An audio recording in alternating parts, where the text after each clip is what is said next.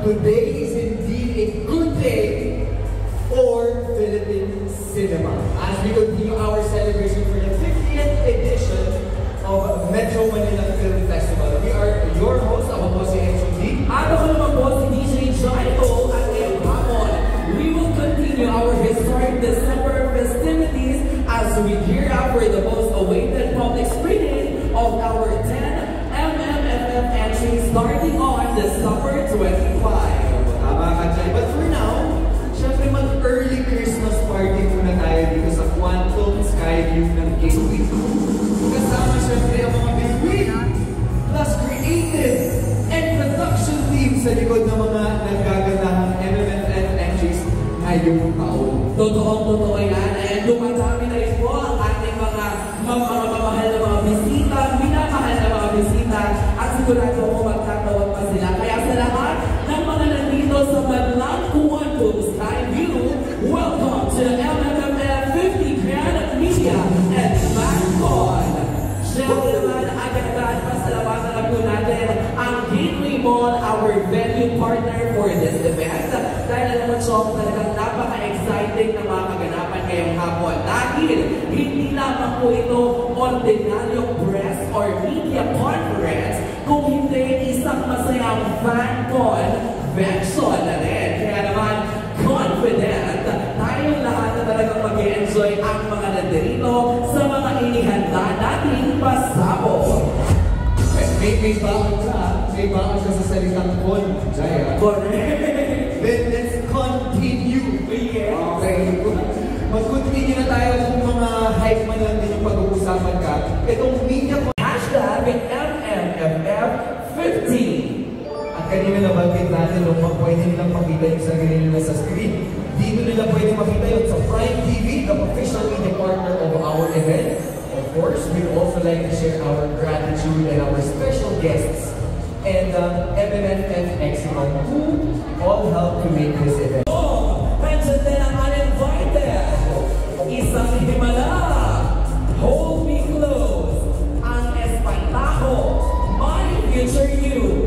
And the breadwinner is at ang Green Goals. Mention din ang at Strange Frequencies Taiwan Killer Hospital. Isa-isa din na natin silang makakasama, kaya huwag na natin patagalin pa. Let's go! As we hail the stars and enter the kingdom. Please, let's all watch this.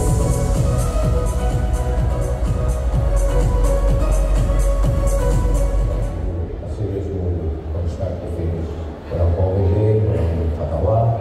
It's a family drama that nobody's ever seen before. Ay, galing na galing ako dun sa concept kasi parang, wow, oo nga, no? Ang daming sumakop sa bansa natin, pero wala. Sir Jojo O'Connor. Ayan.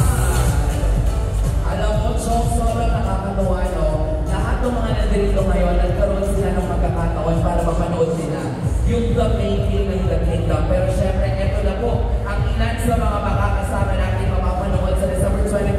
Once again, Sid Lucero, greet our friends na nandito ngayon. Thank you for being here. So we're just here to invite you and watch what we've been working on. Personally, I think it's the biggest film I've ever worked on. So listen. Thank you, Sid. Kung baka may budget ng pelikula na ito.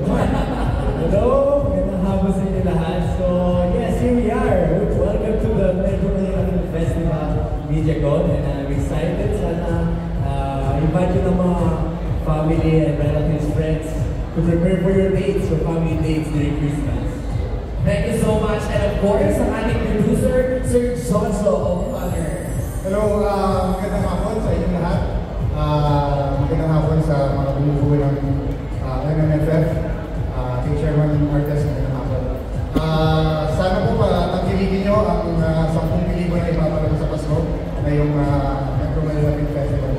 Maraming salamat. Thank you. Thank you, sir. Yung pinapiligan ni Sir Jojo pag mayaman ako comment. Totoo. Alam mo may budget yung ginagawa ng pelikula. Pero ito na, mula sa Kingdom, meron tayong 20 vouchers From MQ. And i-announce ko ni Mark lahat ng mga winners natin. Yes. Right. So, the 10 vouchers goes to AJ Paniñas. Wow, AJ! Congratulations! The second one goes to Jess and Joy Bautista. Joy, okay. Lucine J.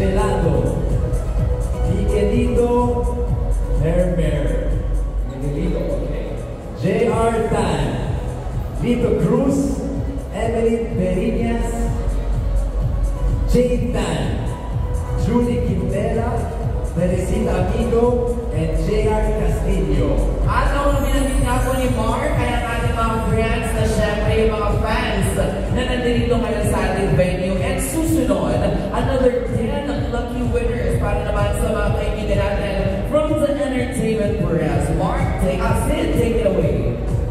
10 vouchers. First one's going to Willie Tatul, Julie Quintala,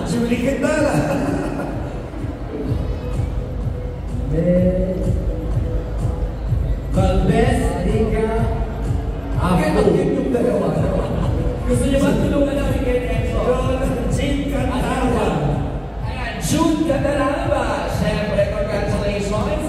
Susunod, Mark, Louie, Marina, Tito Pilar Mateo, congratulations. Ryan Rivera, Nas Tavares of Pelicula Mania, Michael from DCXL, and Tito June Nardo of Marites University. Ang ganda na host mo. Oo naman, mahal natin ang mga friends natin sa press. Eh, si Tito June kumakaway. Oo, Tito Pilar Mateo nandyan. Diba? At para ma-redeem yung kanilang kapanalunan, all they have to do is visit PilipinasLive.com and create an account. Once logged in, go to store, menu, select the 7-day free premium option, and then select redeem PIN, and then enter the provided PIN. At direct, Nako, eto na. Meron din tayo mga 5 winners ng tig of 5,000 pesos cash mamaya.